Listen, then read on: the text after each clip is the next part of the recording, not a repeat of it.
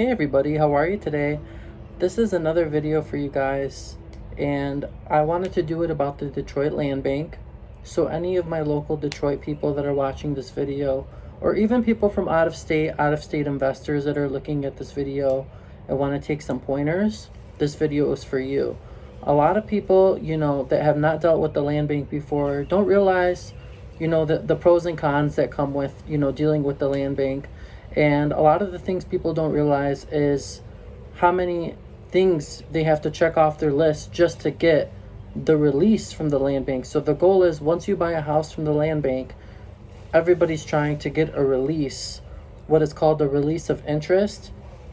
And you need that release of interest because in order for a title company to insure that property, in order for you to sell it properly, you need that release.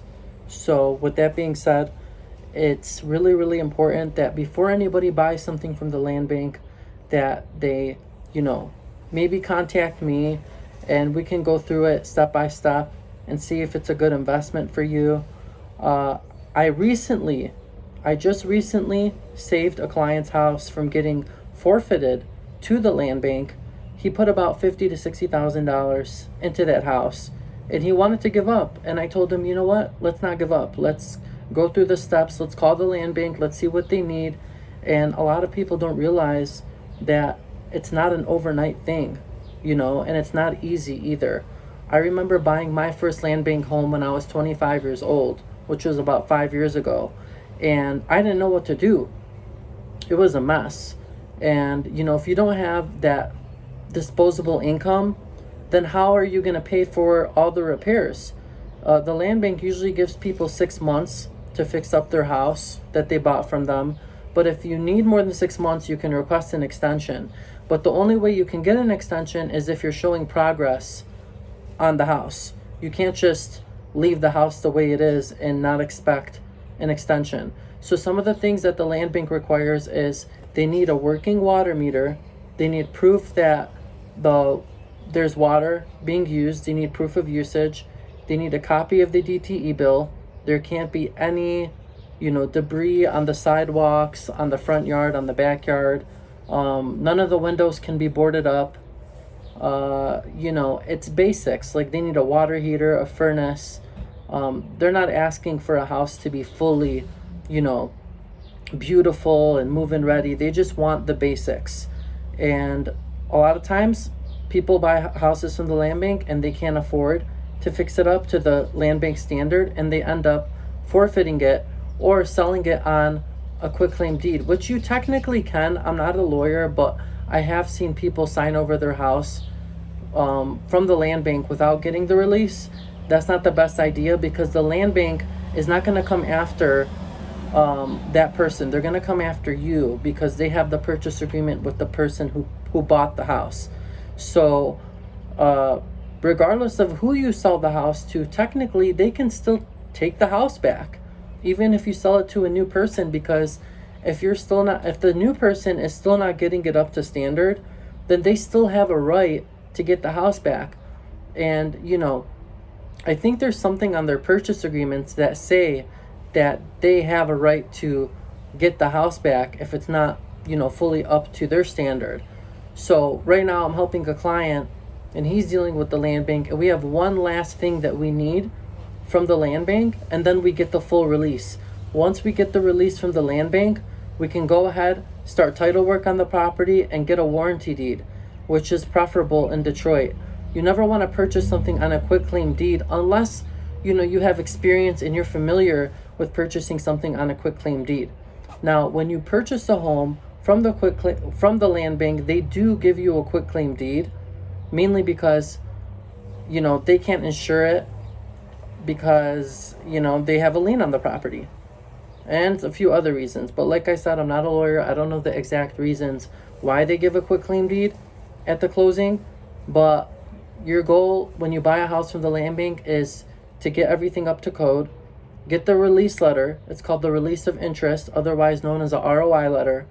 And then once you get the ROI letter, you want to forward it to the title company. I work with Detroit Title in Dearborn, which is located on Ford Road in Schaefer. They're my preferred title company. They've helped me with many transactions. and they're very professional. So if anybody's watching this video and, you know, they need a good title company, they need a good realtor, definitely reach out to me. I do Wayne County and the greater Wayne County area, mostly Southeast Michigan. And, you know, for a first investment, I wouldn't say buying a house from the land bank is the best idea. Because when I bought my first land bank house, I was 25. I bought it. It was listed for $1,000. I ended up going into a bidding war, I guess, and I offered like $4,000. I ended up winning the bidding war. And then I was like, dang, now I have this house and I don't have the money to fix it. I don't know what to do, right? It's such an appealing thing to buy a house for $1,000, but you don't even realize how much things they put you through to when you buy the house. It's really a lot of emotional stuff that comes with buying a house from the land bank. Now, I have seen people buy houses from the land bank and make significant amounts of money and have been very successful. But those are the type of investors that are very smart and they know what they're doing when they buy an investment. And the thing about these land bank homes is they post it on their website and, you know, it's very appealing, buying a house for $1,000. But just to go inside the house and view it for the first time, I believe you have to pay like a $50 fee just to see the house. And I don't believe it's refundable. So most of these houses that people are buying are sight unseen. And a lot of times they walk in there and it's a complete disaster. So for a first investment, I would not suggest a land bank home. I would suggest, you know, a distressed property that's not, you know, gonna fall down in the near future. You want to have a house that has a good foundation, doesn't have any foundation issues, doesn't have any roof issues, and that doesn't have any mold problems. Those are the three things that I look at when I purchase an investment property. And those three things are important because if you have any of those, it could be very, very expensive. And not to mention plumbing. Plumbing is a very expensive thing to fix as well. So, another thing people don't realize about buying land bank homes is I believe they disconnect the plumbing from the main city line.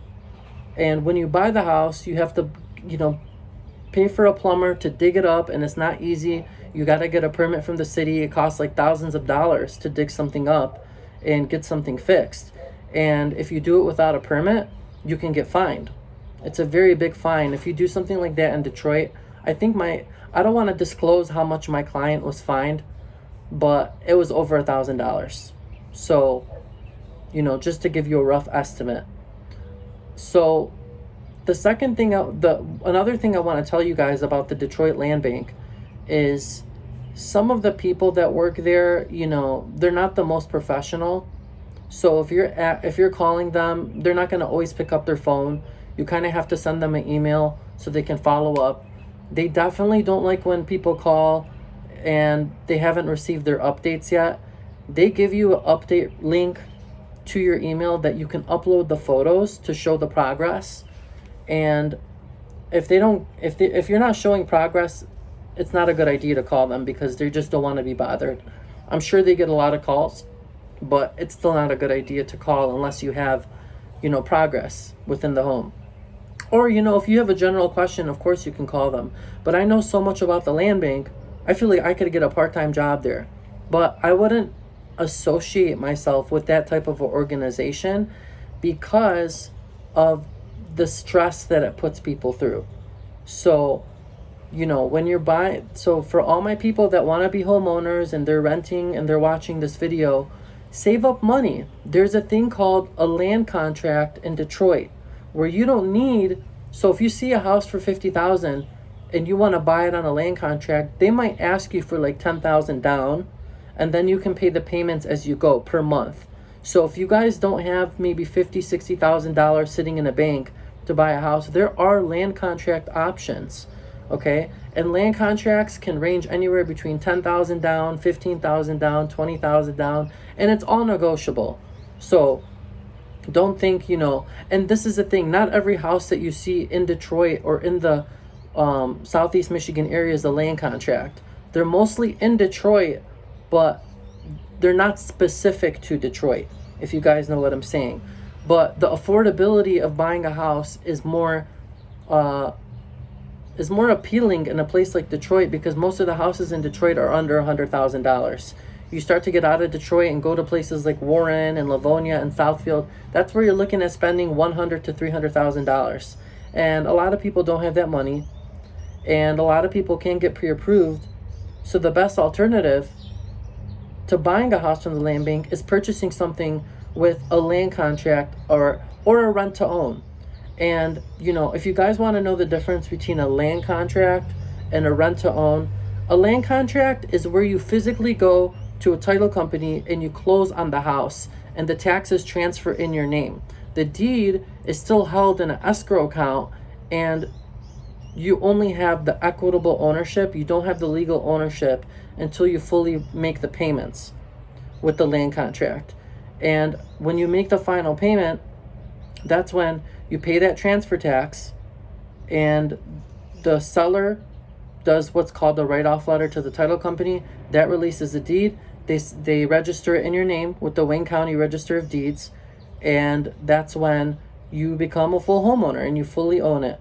But other than that, when you're the equitable owner in a land contract, they can't sell it to somebody else while you're the owner, because it'll show up on the title search. So that's why a lot of my clients ask me, well, what if I buy a house on a land contract and the seller tries to sell it? I mean, they're not going to get really far doing that. You know, you could sue them. I don't know what the legal repercussions is because I'm not an attorney, but you can definitely sue them. And the thing about a rent to own is a private agreement without you going to a title company. So let's say you go directly to a homeowner and you say, hey, I want to buy a house off of you, but I only have $5,000. So you would bring a cashier's check to the homeowner. Never bring cash.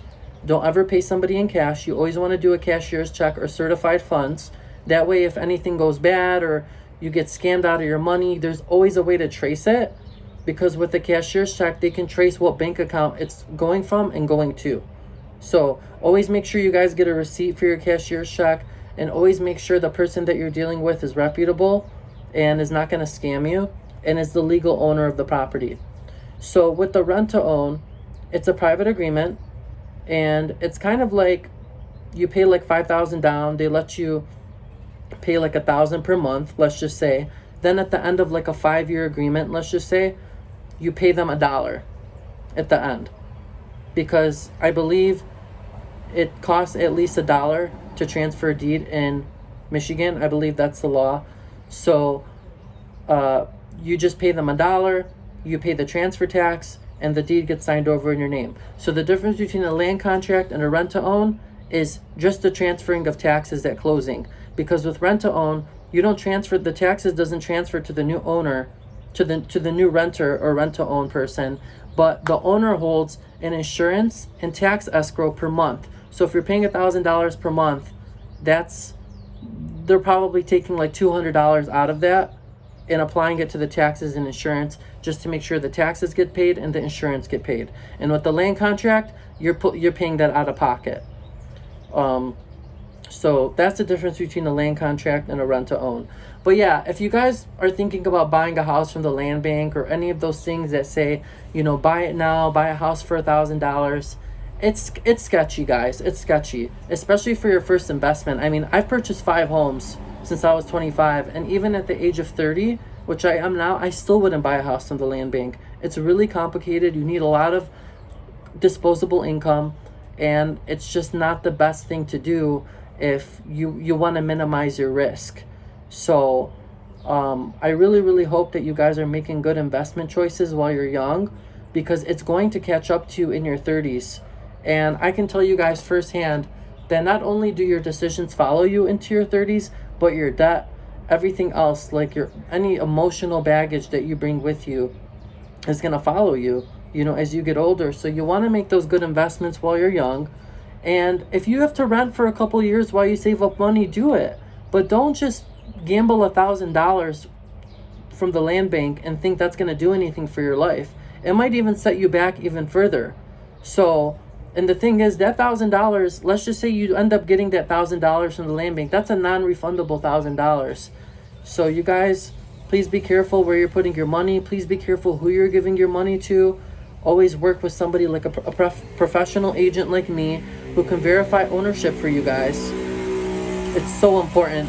it's so important to verify ownership. You guys don't even realize how many people get scammed on a daily basis. So, you know, if something is too good to be true, it usually is.